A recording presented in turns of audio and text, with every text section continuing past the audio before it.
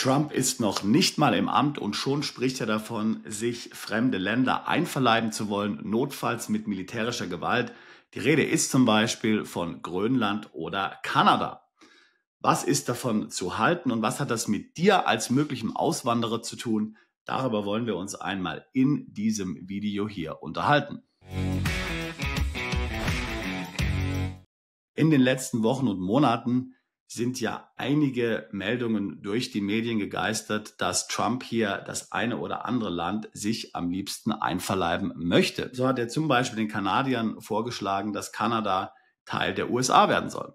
Die Kanadier und natürlich auch ihr Premierminister Trudeau haben dankend abgelehnt. Aber auch eher exotischere Orte wie zum Beispiel Grönland stehen hier auf der Wunschliste Trumps. Hier sprach er sogar davon, dass er mit Sanktionen gegen Dänemark und möglicherweise sogar mit militärischer Gewalt vorgehen will, um hier die Kontrolle über Grönland zu bekommen. Ich finde das Ganze natürlich ziemlich abwegig, aber interessant ist es dennoch, denn bisher ist doch gerade zum Beispiel Grönland bei uns gar nicht als interessantes Territorium auf dem Radar. Um was könnte es Trump hier gehen? Nun, ich nehme an, es sind Dinge wie zum Beispiel die Bodenschätze oder auch letztlich hier der Zugang zum Pazifik, der ja letztlich nach einer möglichen Eisschmelze durch die Klimaerwärmung dann auf einmal über Grönland möglich sein sollte. Und sicherlich sind auch geopolitische Überlegungen hier ein Teil der Kalkulation Trumps. Ob es wirklich dabei zu einer Eskalation kommt, das ist schwer zu sagen. Wir haben ja alle Trump kennengelernt. Ich denke, hier bleibt einfach abzuwarten. Für uns oder für dich ist ja Grönland auch nicht besonders relevant, denn Grönland ist ja nun wirklich kein Auswanderungsland. Aber Trump hat auch über ein anderes Land gesprochen und das ist ja nun doch tatsächlich auch für viele Deutsche, Schweizer und Österreicher als Auswanderungsland beliebt. Wir haben viele Mandanten, die dort sind. Die Rede ist von Panama. Jetzt hast du vielleicht geglaubt, du entfliehst dort Europa und den geopolitischen Unsicherheiten, gerade im Osten Europas, und gehst nach Südamerika, besser gesagt Mittelamerika, weit ab von allen Konflikten. Idyllisch, schönes Wetter, günstige Steuern. Was kann man mehr wollen? Aber wenn du auf einem unserer Seminare warst letztes Jahr, hast du ja unsere geopolitische Einschätzung zu Panama bereits hören können. Die ist nicht so unkritisch, wie man sich das vielleicht vorstellt. Es gibt ja in Panama diesen überaus wichtigen Panama-Kanal, der letztlich hier den Pazifik mit dem Atlantik verbindet. Und der Panama-Kanal, der ist extrem wichtig für die USA, vor allen Dingen militärisch. Denn sämtliche Truppen, die hier verlegt werden, großes Gerät, Schiffe, Flugzeuge, werden über den Seeweg hier verlegt, vom Atlantik in den Pazifik. Das alles geht über den Panama-Kanal. Also ein echtes Nadelöhr. Wenn man sich das zukünftige Konfliktpotenzial hier anschaut zwischen den USA und China, dann muss man davon ausgehen, dass ja eher mehr Verkehr hier durch den Panama-Kanal stattfinden wird. Militärische Transporte, die hier auf dem Seewege durchgeführt werden. Der Panama-Kanal hat also eine unglaublich hohe strategische Bedeutung für die USA. Und du weißt ja, strategisch wichtige Ziele, gerade militärischer Art, die ziehen immer auch Konflikte an. Diese Ausgangslage ist ja schon brisant genug, aber es geht noch weiter. Denn an beiden Enden des Panama-Kanals gibt es Häfen. Und wem glaubst du wohl, dass diese Häfen gehören? Du hast richtig geraten. China. China hat hier in den letzten Jahrzehnten gewaltig investiert.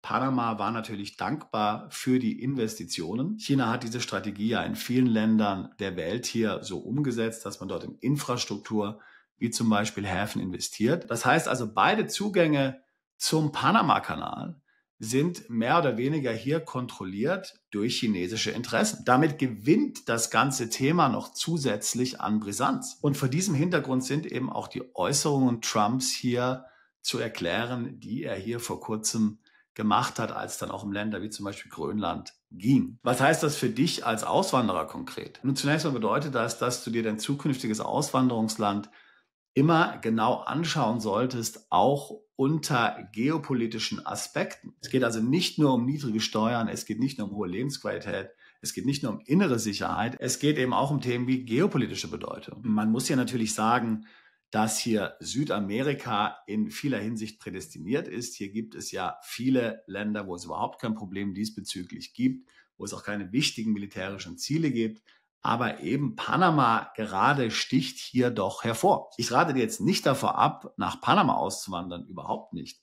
Aber ich rate dir, das im Hinterkopf zu haben und das in deine Analysen mit einzubeziehen. Und wenn du jetzt jemand bist, der hier geopolitisch besonders vorsichtig ist, dann solltest du natürlich überlegen, ob Panama hier das richtige Land für dich ist. Vielleicht solltest du besser in ein anderes Land Mittelamerikas oder Südamerikas auswandern. Costa Rica ist ja auch nicht sehr weit. Costa Rica hat zum Beispiel nicht mal ein eigenes Militär. Ich denke jetzt nicht, dass man hier unbedingt einen Konflikt heraufbeschwören muss hinsichtlich des Panama-Kanals. Es gibt ja schon seit mehr als 100 Jahren die sogenannte Monroe-Doktrin. Und hierbei wird im Grunde als außenpolitische Strategie der USA ganz klar definiert, dass man es nicht zulassen wird, dass es hier im amerikanischen Raum, und zwar Nordamerika und Südamerika, Einflussnahmen durch ausländische Mächte geben wird. Da gab es ja unter Kennedy die Kuba-Krise, die dann nochmal abgewandt werden konnte. Da ging es um genau das gleiche Thema. Da wollten die Russen Atomraketen hier auf Kuba, einem kommunistischen Land, stationieren. Das konnten die USA nicht zulassen, weil sie sehen das als ihre Domäne, als ihr Vorgarten, sozusagen aufgrund dieser Monroe-Doktrin. Kommen wir jetzt nicht mit Russland und der Ukraine. Mir ist schon klar, dass das alles natürlich ziemlich widersprüchlich ist. Das ist natürlich auch einer der Vorteile Südamerikas, muss man sagen.